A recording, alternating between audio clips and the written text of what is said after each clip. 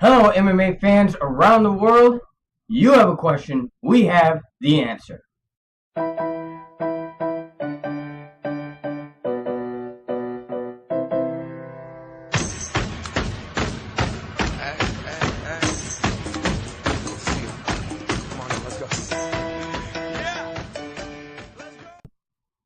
Hello, MMA fans. If you missed UFC 162, I got the full recap and more. So let's start with the first fight of the night. We had the featherweight division fight of the night between Dennis Siver, Cub Swanson. Dennis Siver, first round, he was getting his striking going. He was doing really good. He got the takedown. He won the first round. That's simple enough. Second round, something clicked in Cub. He came out. He got the takedown. And then the third round, he finished it off. That's what you want to see in a fighter. He deserves a title shot. And in the next fight, you had another top fighter in the middleweight division, Mark Munoz. He came back after a long time. He went through a depression. He got up to 261 pounds. That is a lot to come from. And he came, he saw, he conquered. Tim Boesch tried to get him to the ground. He got him to the ground in the first round. And then after that, Boesch had nothing. Mark got in there. He did his thing. He came out. That's all you have to ask for. And in the next fight, you had a fight where two Strikeforce fighters came into the UFC. They had problems with jitters. There's not much you can say about it. Gracie tried to do what he usually does in the first round, but it didn't work after that. Tim Kennedy came. He did what he usually does. He bullies his opponents on the ground, standing up. That's what he needed to do. Now the next fight, Frankie Edgar, Charles Oliveira. Frankie Edgar is a top fighter. He's been a top fighter for a long time. And against Oliveira, he showed why he was a top fighter, why he was the champion. He got the takedown. He didn't get submit. That's all you had to ask for. In my opinion, Frankie Edgar, Cub Swanson, that needs to happen. That needs to be their next fight for top contender. That could even be the main event for a fight. Because both of those fights got fight of the night. It only makes sense.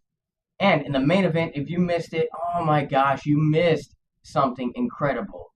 The Itsy Bitsy Spider went up the water spout. Down came Chris Weidman and took the Spider out. Chris Weidman, a great fighter. He is now 10-0, the undisputed middleweight champion of the world.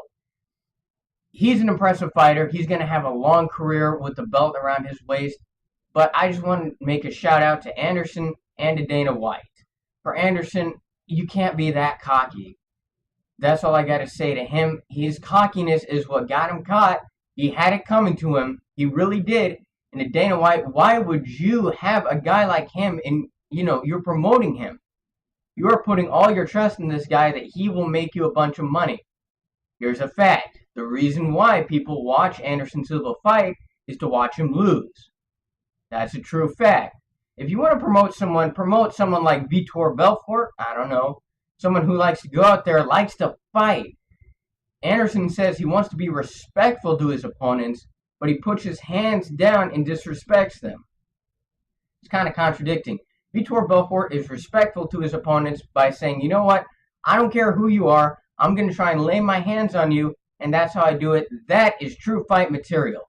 He needs to have more respect. His legacy is longer than Anderson's. He deserves more respect than Anderson Silva, even though he's not the champion.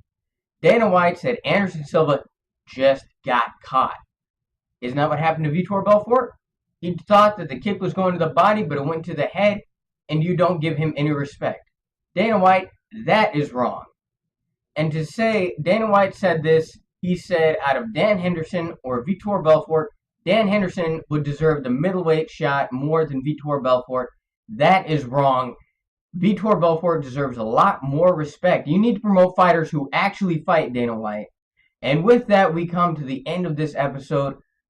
See you next time. If you got a question, comment below, let me know, and I will have the answer.